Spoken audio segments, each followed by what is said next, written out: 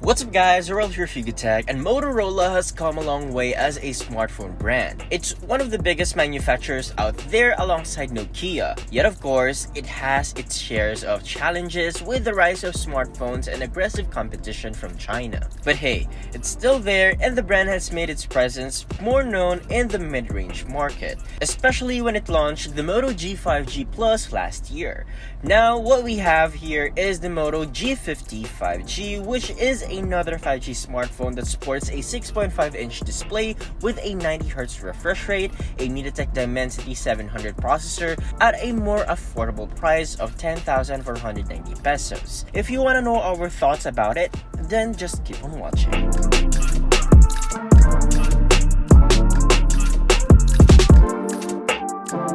First, let's talk about the design. The Moto G50 5G is a pretty tall device. It's chunky and quite hefty given the large screen and big battery. The body is entirely made out of a plastic material with a glossy back panel that attracts fingerprints, so better use the protective jelly case included in the package. We like how it has a water-repellent design, meaning it can handle accidental spills, splashes, or some light rain. The unit we have is in the meteorite gray color that produces a bluish glow and light effects depending on the angle. By the way, it is also available in green colorway. Flipping to the front, there is the large 6.5 inches display with noticeable bezels, especially the thick chin. There's also a notch at the top part for the selfie camera, and like usual, find above it is the earpiece that doubles as a secondary loudspeaker for stereo sound. Found on the right is a dedicated button for Google Assistant, the volume rockers, and the power/lock button that also doubles as a fingerprint scanner. The buttons are made out of plastic, but they are tactile, firm, and quiet. They are also easy to reach, but the Smart Assistant button can be hard to reach. On the left side is a card tray for 2 nano-size SIM cards and a micro SD card in a hybrid setup. Meanwhile, up top we have the secondary microphone, then at the bottom are the 3.5mm audio jack, main microphone, USB Type-C port, and the loudspeaker. Overall, the design has a robust build with a bonus of a water-repellent design, plus it sits comfortably in the hands thanks to its flat sides. Moving on to the display, the Moto G50 5G is equipped with a 90Hz 6.5-inch max vision screen with an HD Plus resolution equating to 269 ppi. It's not that high res, but it is enough for most tasks, including watching videos or playing games. Colors and viewing angles are pretty decent, however the pixels are noticeable if you really look up close. Well, it's not a big downer for most users, especially at this price range. One of the things that users will like about this device is its 90Hz refresh rate, so you can definitely enjoy smooth animations and transitions. You can also opt to turn on the auto refresh rate or choose 60Hz. When it comes to audio quality, the Moto G50 5G screams budget.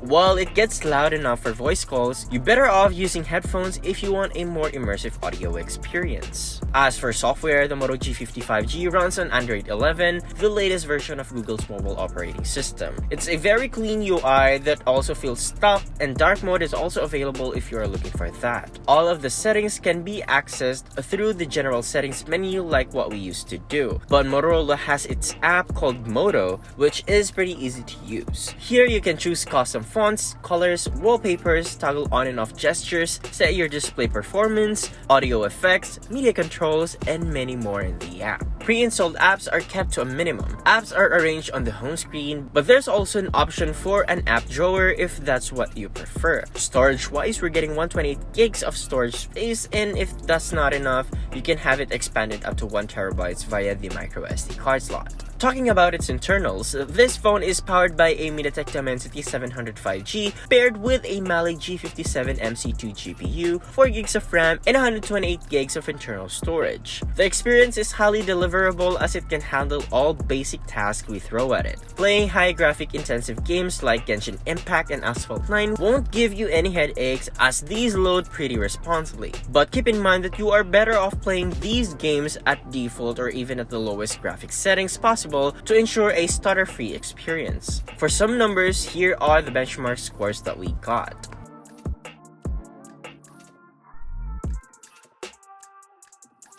For biometrics, there is a side-mounted fingerprint scanner and face recognition on board. They're both incredibly fast and accurate. Moving on to the cameras, the Moto G50 has a total of 4 cameras. A triple setup at the rear consisting of a 48-megapixel main, 2-megapixel macro, and 2-megapixel depth. For selfies, we have a 13-megapixel shooter. Sadly, there's no ultra-wide lens here, and take note that the app is also pretty slow. The camera UI is unique as its modes are arranged in a customizable carousel formation, with the hamburger menu holds up a couple of other shooting modes. In addition, there's also a pro mode, cutout, spot color, and night vision. When it comes to quality, results are distinctly okay. The dynamic range is good, details are pretty present, and colors can be bright in some shots or muted. Using the sensor's full resolution helps get more details but doesn't provide drastic improvements. The 8x digital zoom wasn't much used, photos come out blurred and grainy. For macro, surprisingly, images are sharp and detailed. Color reproduction is also good and vibrant. The portrait mode works okay too. It has good background separation and you can adjust its bokeh depending on your preference. However, when it comes to low light, photos come out soft. It lacks sharpness, so make sure to turn the night mode on for better result. For selfies, it has decent amount of details in perfect lighting, and taking a photo is kinda annoying because it takes around 3 to 5 seconds to snap, depending on the lighting. There's also a beautification slider to make your skin look smoother in selfies. When it comes to videos, it can only shoot up to 1080p and there's no way to change the video recording resolution. Also, take note that the files are set to H.265 HEVC encoding by default. So the Motorola Moto G50 has modern connectivity features such as dual SIM support, Bluetooth 5.2, NFC, Wi-Fi, GPS, and 5G of course. For battery, we have a large 5000 mAh battery capacity. The battery life is quite strong and you can survive through a whole day or even more if you're not a heavy user. However, charging speed is what you would get at this price at 15 watt. But the charger itself can pump out 20 watts if your device supports a higher voltage. In the standard video loop test, which entails the device playing 1080p video on loop, 50% brightness, 0% volume, and airplane mode turned on,